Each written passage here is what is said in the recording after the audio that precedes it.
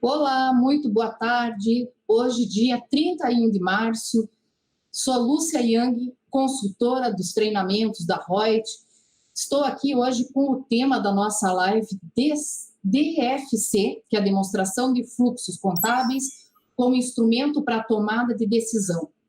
Tenho aqui hoje o prazer de apresentar para vocês meu convidado, que é o Regis Antunes, que é o coordenador contábil na Reut. Oi, Regis, tudo bem com você? Bem? Olá, tudo bem? Maravilha. E antes de nós iniciarmos, quero te convidar para que você se inscreva em nosso canal, que você dê um like, que você siga nossas páginas nas redes sociais para poder aproveitar sempre o conteúdo que nós preparamos com muito carinho, com atualização, sempre pensando em você. Então, começando aqui já, Regis, queria saber, DFC, a demonstração de fluxos de caixa como instrumento para tomada de decisão. Por que você escolheu esse assunto justamente hoje, nas terças-feiras, que a gente trata da contabilidade útil? Por que é útil essa peça contábil? Bom, vamos lá, né? Primeiramente, obrigado, tá, pelo convite aí, estar participando, poder estar contribuindo um pouquinho de informação. E quando o pessoal me falou das lives, eu tenho acompanhado as lives da Reut, inicialmente eu ia querer falar de juros sobre o capital próprio, mas como brilhantemente o nosso CEO da empresa já apresentou, né? Eu acabei escolhendo essa outra ferramenta, que é uma ferramenta que eu já tenho uma certa vivência, né? Em algumas rotinas, e eu, por várias vezes, precisei utilizá-la para explicar muitas ocorrências, muitas informações, mutações dentro da gestão, né, dos empresários, e eu optei por demonstrar ela aqui no sentido de que eu entendo ela como uma ferramenta que possibilita a pessoa ter uma noção um pouquinho a mais só do que é a contabilidade básica, né? É uma ferramenta que você consegue entender a parte gerencial, entender a contabilidade de um outro ângulo que muita gente que só está acostumada a olhar a contabilidade, o ativo e passivo ali, não está acostumada a entender. Então, por esse motivo, eu escolhi a demonstração de fluxo de caixa. Perfeito. Concordo plenamente contigo, porque as pessoas ainda têm aquela visão super passada ainda de que contador é só o cara que fica fazendo as guias para pagamento dos tributos, né? É só o débito e crédito, e vai muito além disso. Justamente, se todo empresário soubesse ter o contador como um parceiro, como um consultor para auxílio, para tomada de decisões, nossa, né? Seria uma parceria fundamental isso, né? Bom, como nós vamos falar, então, da demonstração de fluxos de caixa, a base legal, eu sempre gosto de trazer para vocês qual é o fundamento legal, então o que hoje está entrando realmente em vigor é o que tem mais atualizado. É o pronunciamento técnico do CPC, número 03R2. Esse R2 significa que já sofreu 2 revisões. E junto com isso, a norma brasileira contábil técnica geral, a número 3, que sofreu daí 3 revisões. Então, Regis, você pode falar qual é o objetivo da DFC para nós? Então, legal que você citou, né, aí o CPC 03 e a NBCTG também, que tratam do assunto, né? É importante a gente salientar que eles são uma evolução aí de uma legislação que já veio desde a 6.404, e a própria 6.404, se a gente olhar um pouquinho a história da demonstração do fluxo de caixa, ela já acompanhou uma coisa que estava acontecendo mundialmente já, que lá em 61 já a Accounting Research já tinha publicado a primeira vez ali, acho que teve o termo ali cash flow, né? Então, a 6.404, quando implementou a lei das SAs, no seu artigo 188, veio trazer essa informação, essa metodologia da demonstração de fluxo de caixa. E agora, né, recentemente, houve os pronunciamentos contábeis e a norma técnica também para regulamentar. O objetivo dela como um todo, eu entendo que é que a pessoa, que o gestor, ele possa fazer uma análise financeira da instituição, da entidade, da empresa que ele está analisando, né? E só que ela não funciona unicamente como ferramenta de análise, ela pode funcionar também como ferramenta de gestão, de ferramenta de trabalho mesmo no seu dia a dia, né? Acredito que a gente vai conversar aí, com o passar do tempo, sobre os métodos, né, de fluxo de caixa. Então, provavelmente, a gente vai entrar nesse assunto. Mas ela serve tanto como uma ferramenta de trabalho, também como uma ferramenta de análise, né? Então, a gente precisa segregar quais são, em qual situação que a gente vai utilizar da melhor forma possível essa ferramenta. Então, ele mostra toda a parte da entrada de dinheiro, saída de dinheiro, né, esse fluxo de caixa, né, como eles falam, e equivalentes de caixa. Né, só para o pessoal todo que está nos assistindo, esse equivalente de caixa seriam todos os tipos de aplicações, de recursos que a empresa tenha e que são rapidamente conversíveis em dinheiro.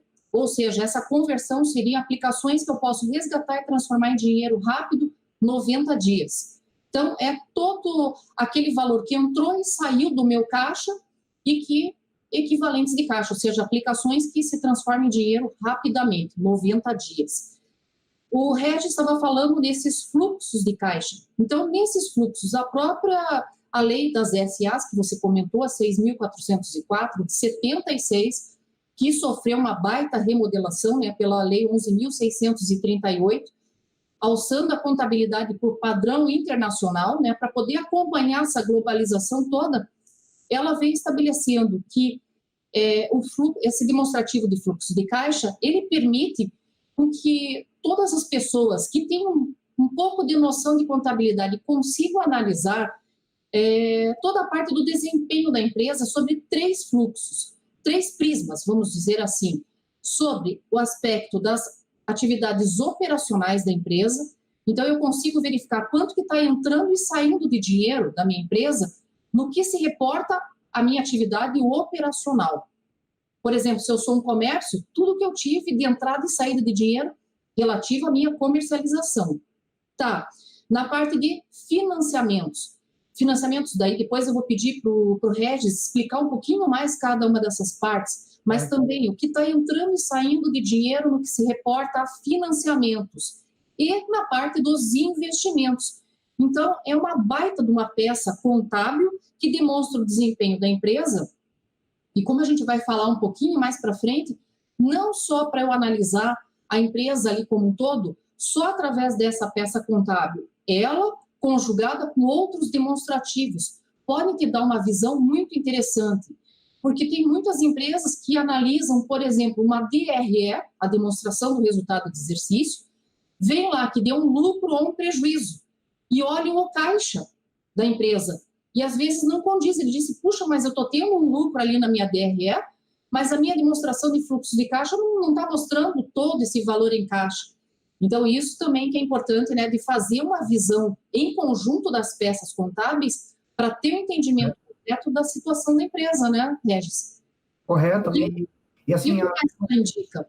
Isso, tu vê que a legislação, ela pede para que você deixe distinto essas informações de operação, financiamento e investimento, porque qual que é o intuito? É que você consiga enxergar ali se existe excesso, insuficiência de origem de recurso em relação às aplicações, né? Para você ver como está se comportando o capital circulante líquido da empresa. É uma forma do empresário apresentar à sociedade, ao fisco, a todas as pessoas que interessam, como que está se comportando esse capital circulante líquido na empresa, certo? Então, até por isso, você tem que colocar lá na demonstração de fluxo de caixa, né? Saldo no início do período e saldo, porque todas essas mutações que incorrem durante o período analisado, eles têm que, toda a movimentação dela tem que demonstrar essa diferença que ocorreu entre o saldo inicial e o saldo final daquele período analisado. Recordei uma coisa aqui também, Regis. Dos demonstrativos contábeis que nós temos, né, por exemplo, lá do balanço patrimonial, de uma demonstração do resultado do exercício, da demonstração de mutação do patrimônio líquido, da demonstração de lucros e prejuízos acumulados, da demonstração do resultado abrangente, da demonstração do valor adicionado, agregado, todos eles a gente elabora por regime de competência. Agora, já a demonstração de fluxos de caixa, como o próprio nome já diz, é por regime de caixa, né? Então, eu consigo fazer um acompanhamento, acho que mais próximo da realidade da empresa naquele momento, né? Isso, ela é por regime de caixa, mas ela envolve, né, as mutações patrimoniais. Muitas das mutações patrimoniais acabam sendo registradas ali pela sua competência, né? E a diferença dessas variações, principalmente no método indireto do fluxo de caixa, ela é reconhecida para ajustar, inclusive, essa divergência que deu entre o lucro líquido e o que de fato não incorreu, né? Não se realizou. Maravilha. Então, nesses fluxos de caixa, às vezes nós podemos também encontrar um tipo de uma operação que não seja unicamente só operacional, por exemplo. Ela pode envolver o operacional e o financeiro, o operacional e o financiamento, né, Regis? Isso. E daí... Ele pode oferecer às vezes, até o mesmo fato pode incorrer em dois reflexos diferentes, né? Mas esses fluxos, em geral, né, eles demonstram ali, explicando um pouquinho para vocês, né, a segregação entre a atividade operacional, investimento e financiamento. O operacional, basicamente, a Lúcia até falou um pouco já disso, né, são aquelas atividades que geram receita, que demonstram a atividade da empresa mesmo, o fim da empresa, né, e ela vai incorrer na composição do lucro ou prejuízo da empresa, né? Mas também tem outras atividades que não incorrem nisso, que são as de investimentos, por exemplo, que é quando você adquire valores ali que vão compor, vão agregar o seu patrimônio. Você pode ser algum tipo de cota, de ação, ou mesmo uma aquisição de imobilizado, que não está relacionado estritamente à atividade da empresa, mas ela também interfere na tua variação de caixa, né? E também atividade de financiamento, né, que são valores, transações financeiras que você utiliza, que também não está incluindo nem a tua aquisição para patrimônio, para bens e tal, nem a atividade, mas são valores que interferem também no teu fluxo de caixa, que inclusive ajudam, né, na tua manutenção do fluxo de caixa. Por exemplo, um empréstimo a uma instituição financeira, uma operação de mútuo, né? Essas informações você também tem que registrar e elas se distinguem ali da atividade de financiamento. E você também ajuda a compor essa informação como um todo, né? Interessante. Então, Regis, daria para dizer que, mais ou menos, com essa peça contábil, o empresário, na hora que o contador vai apresentar esse demonstrativo contábil para ele, o empresário ele consegue ter uma visão, assim, uma noção geral, se ele está... por exemplo, está agindo incorreto. Nossa, eu estou pegando muito dinheiro emprestado no banco, eu estou vendo quanto que isso está tirando do meu caixa em termos de pagamento de juros, alguma coisa assim. Ou se vale a pena, por exemplo, no momento difícil de crise como nós estamos agora, devido ao coronavírus, de empresas paradas, precisa de caixa de alguma forma, né? Então, para você fazer uma análise, por exemplo, eu poderia julgar assim, puxa, se eu tenho imobilizado, se eu tenho, por exemplo, se eu for pegar dinheiro no banco, eu vou ter tanto de juros para pagar. Será que não valeria a pena, talvez, eu vender meu imobilizado e fazer dinheiro do que pegar no banco? Ou, sei lá, esse tipo de análise é possível com a DFC? Então, na DFC, você consegue visualizar, dentro do tempo analisado ali, a mutação que ocorreu no patrimônio, como que ela interferiu no caixa, né? Claro, a gente vai falar de dois métodos aí, né? Mas com base nessa informação, você consegue ver o que interferiu mais no caixa. Até por isso é importante as demonstrações estarem com base nas normas contábeis, né? Com relação ao empréstimo, quanto estou pagando de juros? É importante a pessoa que está registrando a sua contabilidade fazer a segregação lá do que tem de juros e o que tem de principal, principalmente demonstrando, né, patrimonialmente, essa variação, que facilita para a pessoa que está fazendo ali a demonstração de fluxo de caixa apresentar essa informação. Então, quando você separa segregadamente essa informação ali, você consegue demonstrar para a pessoa, por exemplo, se esse empréstimo que ela fez, ela afetou o caixa de uma forma mais significativa, por exemplo, do que uma aquisição de imobilizado. Então, o empresário olhando para essa demonstração e verificando essa divergência de informação, no caso, assim, essa divergência, nossa diferença entre um impacto e outro impacto, ele verificando isso que ele vai entender que se para o negócio dele está adequado ou não. Então, você pergunta para mim, Regis, mas um imobilizado interferindo mais do que o empréstimo é melhor? Não necessariamente, depende do negócio, depende de como cada empresário lida com isso na sua própria gestão. Verdade. Agora também, você veja, o que a gente pode dizer que é uma atividade operacional para um, pode ser investimento ou financiamento para outro, que nem, por exemplo, juros, né? Para banco eu já considero como sendo receita operacional do banco, né? Exatamente, o banco é a mais. Então, como você trata isso na tua demonstração de fluxo de caixa, é claro que o banco ele vai tratar como uma receita, mas isso já na própria contabilidade vai ser feito dessa forma. Então, na DFC, ela já vai compor, os dados originais já vai compor essa como uma atividade operacional, lá, como sendo parte do lucro dela, né? Então, assim, é importante que a contabilidade ela esteja também seguindo as normas. Aqui a DFC, uma outra coisa, até falando com você, eu lembrei aqui, uma coisa que é importantíssima você ter bem atualizado para você fazer uma DFC correta, por exemplo, é a DMPL. A DMPL tem várias mutações no patrimônio que além, por exemplo, geralmente o pessoal vai fazer lá pelo método indireto, que a gente vai conversar aqui, vai lá e coloca só o lucro, mas a pessoa, às vezes, não se toca ali que não é só o lucro que impacta no patrimônio líquido.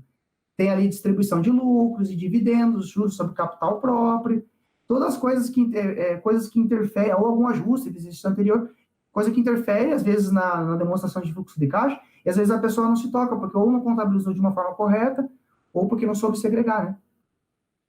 Regis, nem me fale nesse ajuste de exercícios anteriores. Meu Deus, eu tenho um pavor dessa conta. Acho que ela nem deveria existir, né?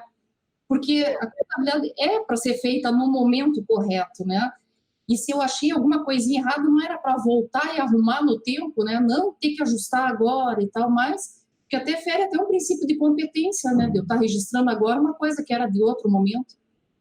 Não seria o ideal, né? E, assim, existe instrução normativa, inclusive, para você fazer isso só quando, de fato, realmente é necessário e obedecendo critérios técnicos, né? Entende? Então, assim, o correto é você reconhecer no próprio exercício ali, a menos que você teve de fato uma mudança de algum tipo de critério que em decorrência de alguma coisa não pode ser reconhecido, né? Mas isso é em último caso mesmo. Regis, e você estava comentando ali sobre métodos, tá? Existem 2 métodos, né, para você poder fazer o cálculo da demonstração de fluxos de caixa. Tem o método direto e o indireto. Tanto faz a pessoa optar por um ou outro, o resultado tem que dar o mesmo, só que são metodologias distintas, né, que nós temos para chegar a um resultado. E eu gostaria que você falasse um pouquinho de cada uma delas, a diferença que tem, qual que é a mais solicitada, assim, a mais usual, que eu posso optar por um dos dois, mas o que mais o pessoal prefere? Então, vamos lá. Então, assim, a gente, até eu comentei no começo aqui da live, que a demonstração de fluxo de caixa, ela pode ser usada como uma ferramenta de análise, mas também, muitas vezes, ela é usada como uma ferramenta de trabalho. E o fluxo de caixa, ele tem 2 métodos, o método direto e o método indireto. O método direto, ele muitas vezes é utilizado não só contabilmente, mas também financeiramente. Então, o que é mais utilizado, se você for olhar pelo dia a dia, pelo financeiro de cada empresa, muitas vezes as pessoas usam isso sem saber que estão usando o método direto de fluxo de caixa, que basicamente consiste no quê? Consiste em você ter o seu saldo anterior de caixa, ter o montante de pagamentos e recebimentos dentro do período, e ele vai gerar um saldo operacional. Esse saldo operacional, somado-se com o saldo anterior de caixa, ele fecha o saldo final. Isso contabilmente a gente pode aplicar para analisar um período para trás, mas ele é perfeitamente aplicável no dia a dia de cada empresa. Então, o método direto de fluxo de caixa, se você perguntar para mim qual que é o mais usual, eu acredito que por prática, inclusive financeira, muitas vezes, muitas pessoas sem saber que estão usando, é o método direto. Mas o método que geralmente a gente apresenta no contábil é o método indireto. E no que consiste o método indireto? O indireto a gente pega o saldo, tem lá, no final ele vai mostrar lá o saldo final e o saldo inicial e a diferença, e essa diferença ela tem que ser somado todos os elementos que compõem ela, né? E a gente começa sempre pelo lucro. Aqui cabe aquela observação que você fez no começo da live. O sócio vem e pergunta para mim, pô, mas por que eu tive tudo isso de lucro e o meu caixa, eu não tenho tudo isso no meu caixa? Por que isso? Então, assim, um dos motivos, até deixei para falar um pouco mais agora, um dos motivos que eu escolhi falar deve ser foi porque eu enfrentei muitas vezes isso, essa situação, para explicar para sócio por que aquele lucro que eu estou apresentando na contabilidade não está no caixa dele. Então, eu tive que colocar lá, coloco o lucro lá, daí estorna amortização e depreciação.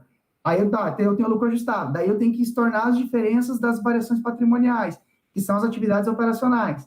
Aí depois inclui as variações de atividades de financiamento. E, por fim, as atividades... exclui as atividades de investimento. E daí, por fim, as atividades de financiamento. Então, assim, quando eu tive que explicar isso para o sócio, a primeira vez que eu tive que explicar isso para um sócio, eu entendi a importância do fluxo de caixa. Porque a gente... só a DRE você mostrar para o sócio, só o balanço... Muitas vezes a gente está tratando do passado e muitas vezes a gente não consegue explicar para ele por que teve toda aquela mutação no caixa dele, né? Inclusive, algumas mutações patrimoniais, inclusive. Eu entendo que tem muitas mutações patrimoniais que no próprio fluxo de caixa elas já estão demonstradas, né? Então, o método indireto consiste nisso, você pegar a partir do lucro, fazer os ajustes necessários para o lucro e depois incluir as atividades que estão lá elencadas na legislação, que são as operacionais de financiamento, e, por fim, as de investimento, e, por fim, as de financiamento, né? Pessoal, só pedindo para vocês que estão nos assistindo, participem, mandem aí seu comentário, sua pergunta, alguma coisa que vocês tenham interesse em saber. Participem, que aí fica bem dinâmico aqui também a nossa live. Regis, me lembrei de uma coisa, você falando ali dessa parte desses métodos, só complementando uma coisa, que nós temos, então, o método direto, que é diretamente, PABUF, né? O que entrou e saiu ali do caixa. Entrou e saiu do caixa, né? O pessoal faz gerencialmente isso também, né? É o que entrou e saiu. Beleza, mas dentro do que entrou, tem tais tipos de receita. Dentro do que saiu, tais tipos de despesa, comparativo, mensal, e por aí assim por diante. Certo. No indireto, eu parto de um resultado que pode ser um lucro ou um prejuízo e faço os determinados ajustes previstos na lei para poder chegar no meu resultado. Tá. Só lembrando, então, que são 3 fluxos, né, que nós temos ali, 3 formas, né, de ver esse fluxo, que seria o operacional, o de financiamentos e investimentos, né? Aí, lembrando só ao pessoal que está nos assistindo, no método direto e indireto, só altera para a atividade operacional. O de financiamento e de investimento corta e cola, é igualzinho nas duas metodologias. Só na parte operacional, então, ressaltando, é que tem a mutação do método direto com o indireto. É isso, Regis? É isso, né? Mas é importante, novamente, bater naquela tecla de que a contabilidade tem que estar com os dados em dia, corretinhos e tal, né? Porque isso aí pode implicar numa execução, na composição ali da demonstração do fluxo de caixa, às vezes de forma incorreta. Então, para a gente externar da forma mais correta possível, apresentar, tem que ser com os dados contábeis fechados da maneira mais correta possível. Regis, eu tenho uma perguntinha que mandaram, não do chat, mas me mandaram no meu WhatsApp.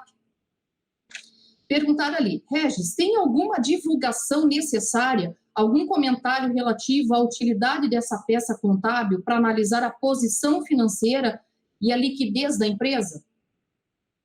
Isso, quando o pessoal apresenta as demonstrações de fluxo de caixa, né, a gente tem que ter a noção de que ele está apresentando ali às vezes para algum investidor, para a sociedade, para o fisco, né? Então, assim, para quem quer que esteja olhando, tem que entender aquela informação que está lá. E muitas vezes ela está de alguma forma resumida, de uma forma enxuta e tal. Então, o empresário, ele precisa, a administração, né, ela precisa, algumas vezes, colocar informações adicionais junto a essa demonstração que consiga explicitar melhor a forma que está, aquele residual do caixa, quanto sobrou, qual que é a composição dele. Então, por exemplo, assim, montante de linhas de créditos obtidas, né, que não foram utilizadas.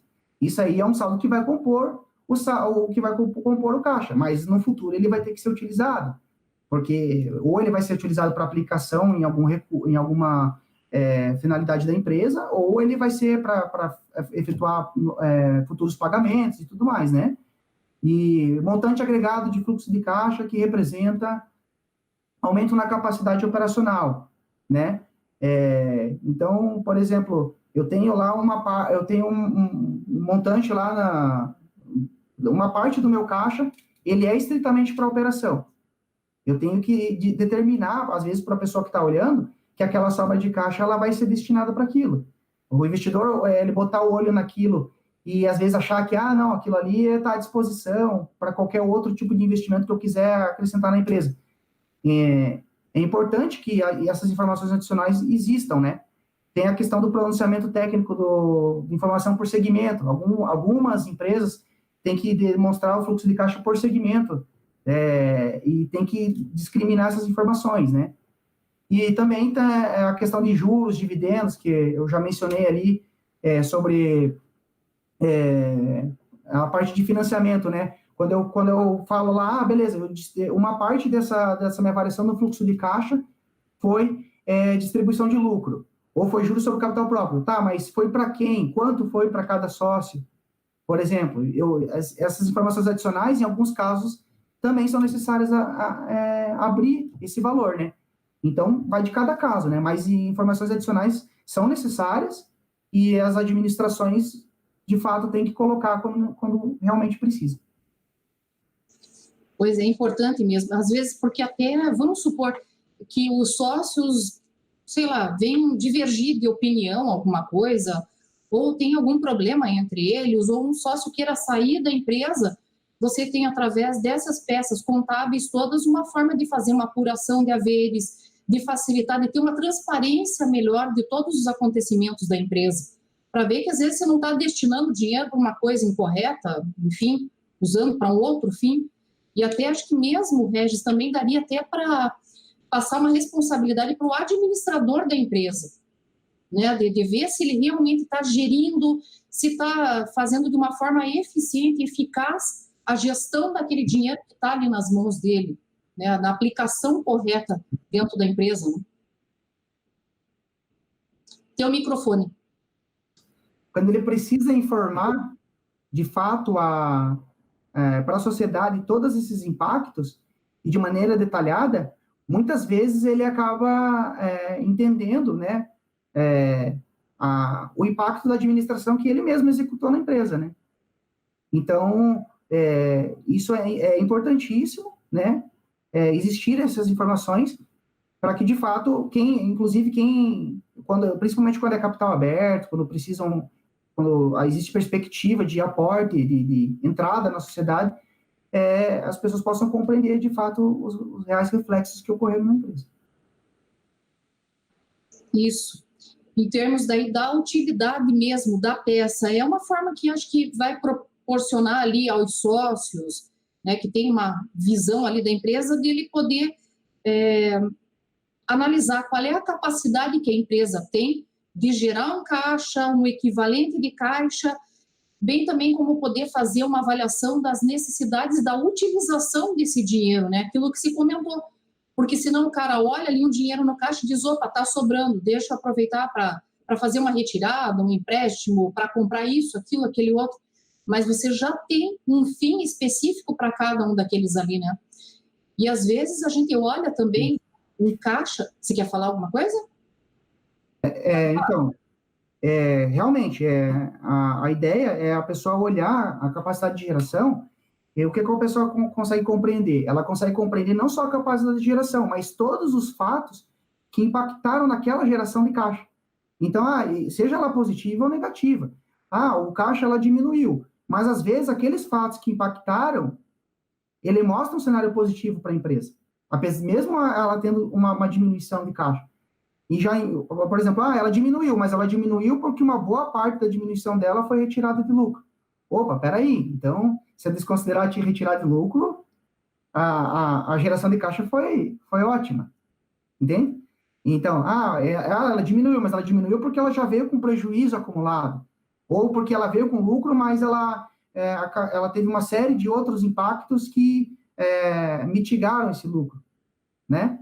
Então, é isso que o gestor ele vai ter, que é a importância da demonstração do fluxo de caixa, para ele analisar a capacidade de geração, mas também o motivo pelo qual aquela geração de caixa ocorreu.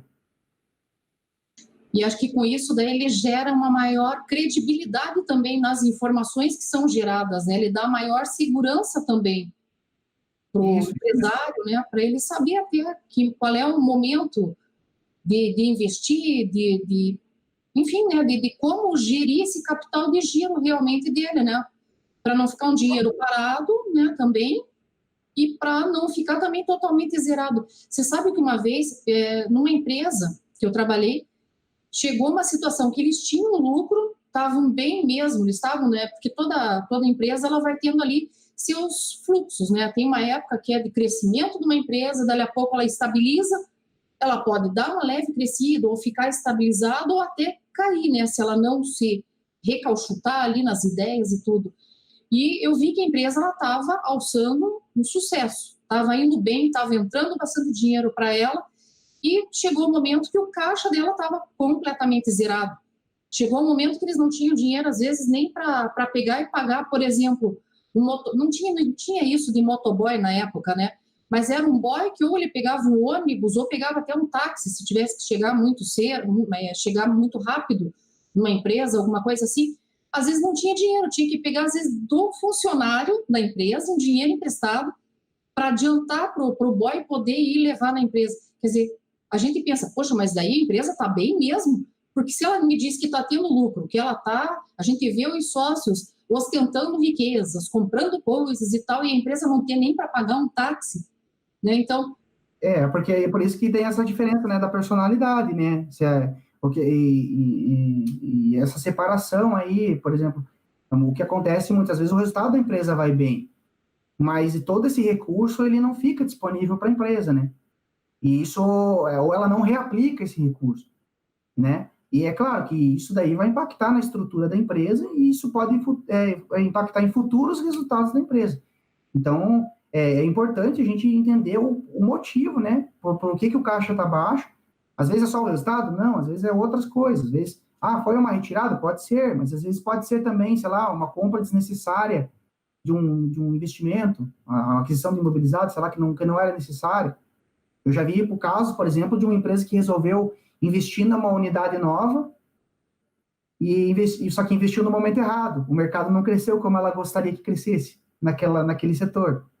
E daí ela perdeu esse investimento. Na verdade, ela teve uma diminuição de caixa, porque você tem que entender que o investimento, quando você fala investimento, você tem uma expectativa de um payback, né? Em um certo prazo de tempo.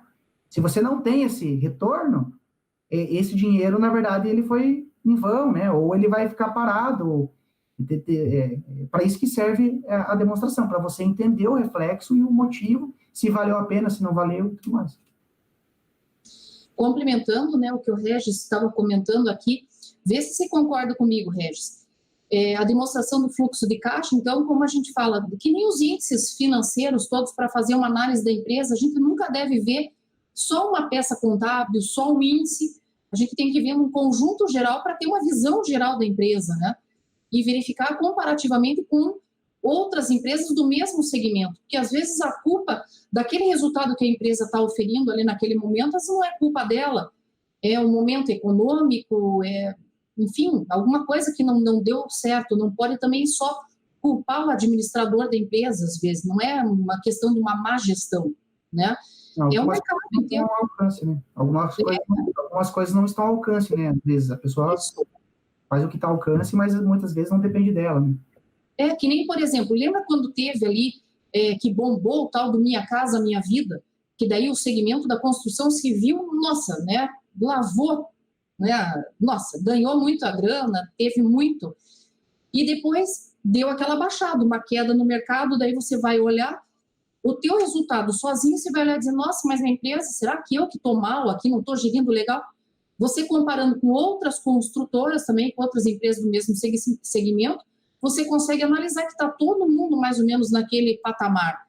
E que daí a culpa não seria tua, é realmente o mercado ali que deu uma queda efetiva, né? Até para ter uma resposta, né, de por que você vinha determinados períodos num patamar e de repente teve uma oscilação, né, tão grande.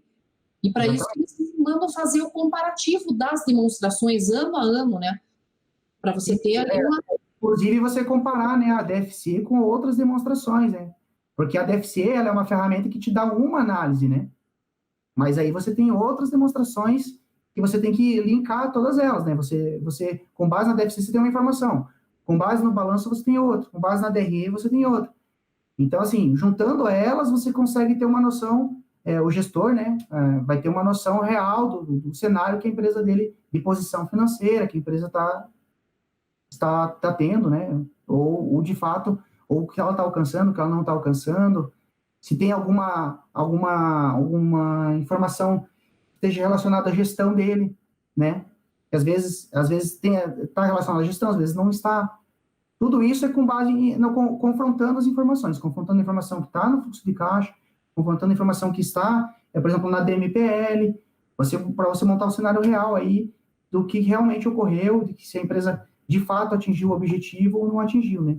É importante entender que a contabilidade, por melhor que ela seja, a gente está olhando o passado. Quando a gente fecha a contabilidade hoje, a gente está olhando uma coisa que já aconteceu, né? E é por isso que é importante a gente ter ela o mais atualizada, o mais rápido possível, para que a gente possa tomar a melhor decisão possível também. É claro, e a gente vê o passado, mas consegue até mais ou menos projetar um futuro para ela, né? Por isso que a contabilidade não é uma ciência exata, né? Ela é uma social aplicada, porque a gente projeta valores, né? E se vê que interessante, ouvindo você falar, é tão bonito, né, de ver assim, porque mostra que contabilidade não é aquela ideia totalmente errônea que as pessoas têm de que, nossa, mas então você é um excelente matemático. Não tem nada a ver, né, com matemática. Você vê que tem muito mais com economia, com direito, com estatística até mesmo que ele pega. Enfim, administração é multidisciplinar, né? É uma ciência muito bacana, bonita, né? Ela é o estudo do patrimônio, né? Em todos os seus aspectos possíveis, né? E tem muita gente que, quando entra num curso de contabilidade, não entende isso, né? Só vai passar a entender depois, com o tempo e tal. E é importante saber que se trata de um patrimônio, se trata de uma análise que você está compondo com várias ferramentas e ali com vários tipos de análise diferentes, né? Então, é isso aí. Que legal, bonito de te ver assim. Porque eu dou aula na faculdade, né? E daí é bacana quando você vê uma pessoa assim falar com esse ânimo, com essa vontade sobre alguma coisa da contabilidade. Eu fico, nossa, né? Me dá vontade assim, eu fico com vontade de chorar. Às vezes, quando eu vejo algum aluno me perguntar, ou vejo um brilho no olho dele quando fala. Porque é bacana, né? Você amar aquilo que você está fazendo e fazer bem feito. E você está mostrando esse tecnicismo aí, bem legal. Podemos responder uma perguntinha, Regis? Chegou uma perguntinha da Cleidmar Ferreira. Ela perguntou assim: empresas que são regimes de caixa, tem alguma tratativa diferente? Opa, correu aqui. Na DFC? E tem algum impacto negativo na apresentação da demonstração por conta do regime?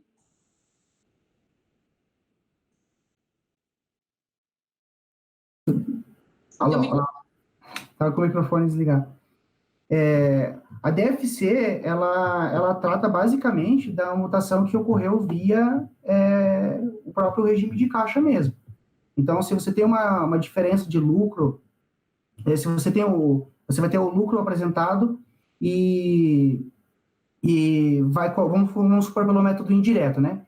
Você vai colocar o lucro apresentado e as variações que teve no patrimônio da mesma forma como você faria se você fosse numa regime de competência. Então, eu não vejo, eu particularmente, pelas demonstrações de fluxo de caixa que eu fiz, eu não vi diferença de DFC em virtude dela ser por fluxo de caixa ou não, porque ela vai demonstrar capacidade de geração de fluxo da mesma forma. Beleza. Ou de regime de caixa ou não, né? Regis, você podia só comentar um pouquinho que a DFC ela veio substituir a DOAR, né? A demonstração das origens e aplicações de recursos. A DOAR ela tinha lá um rol de obrigatoriedade, quem era obrigado a fazer ou não, tal. Beleza. Agora, em relação à DFC, quem que está obrigado a fazer essa demonstração? Então, as empresas que são obrigadas, né, essa obrigatoriedade veio com a 11638, né, a substituição, e as empresas que são obrigadas que tem o patrimônio líquido, né, superior lá a 2 milhões de reais. Então, essas empresas, elas precisam demonstrar a DFC, né, e, inclusive, tem aquela questão, né, que quando foi em 2008, eles colocaram que não precisaria ter... importante, até lembrei disso daqui. Quando a gente vai apresentar a DFC, o que acontece, principalmente em muitos escritórios de contabilidade, a norma ela exige que você faça um comparativo de um ano com o ano anterior, certo? E muitas vezes, tem muitos escritórios de contabilidade que às vezes começam a fazer a DFC a partir do período em que elas começaram a competência. Sei lá, a empresa começou a ser processada no escritório a partir da metade do ano. E a pessoa apresenta essa DFC lá no SPED só o período que ela fez. Mas a norma contábil diz que tem que ser comparativa, tem que ser todos os fatos que ocorreram no ano vigente e todos os fatos que ocorreram em comparativo com o ano anterior. Então, existe um problema aí que muitas vezes as pessoas não entendem, que acabam apresentando só um formato só do ano vigente, ou só da partir da competência de onde fez. Isso pode acarretar problemas para a empresa. A empresa ela pode ser questionada por algum órgão de contabilidade, ou por órgão regulamentador de alguma função, né? E a demonstração de fluxo de caixa foi interessante, como ela foi exigida a partir de 2008, ela sabendo disso que não era obrigatória no ano anterior, ela desobrigou o pessoal a apresentar o saldo anterior relativo a 2008. Mas dali para frente, todos os saldos têm que ser apresentados. Justamente porque na legislação ela tem que fazer essa ponte aí, ela tem que fazer essa demonstração nesse formato comparativo aí. Para fazer o acompanhamento, né? Isso, aham. Regis, nós chegamos já aqui ao final da nossa live. Passa rápido, né? Ok. Passa rápido, né? Nossa. Eu quero te agradecer muito a tua participação. Muito obrigada mesmo. Quero que você se sinta totalmente à vontade de participar outras vezes. Então, já está convidado. Quando se quiser, esteja à vontade de vir aqui participar com a gente, tá? Eu agradeço também o convite. Muito obrigado. E, pessoal, não percam, agradeço também a participação de todos. Não percam amanhã a nossa live às 17 horas.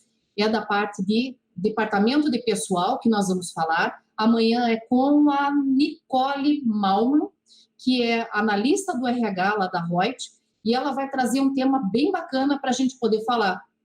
É uma novidade que tem na alteração que sofreu ali com a reforma trabalhista. Poucas pessoas comentam sobre isso. Eu já vi um caso prático e é isso que a gente vai tratar amanhã, que é da demissão consensual ou rescisão por acordo. Então, não percam amanhã às 17 horas. Peço para que vocês se inscrevam em nosso canal, que vocês deem um like, que vocês sigam nossas páginas nas redes sociais e podem dar dicas aí de temas que vocês queiram que seja trabalhado e participem, certo? Então, muito obrigada novamente, Regis, muito obrigada a todos que estão aqui participando. Um abraço, até amanhã.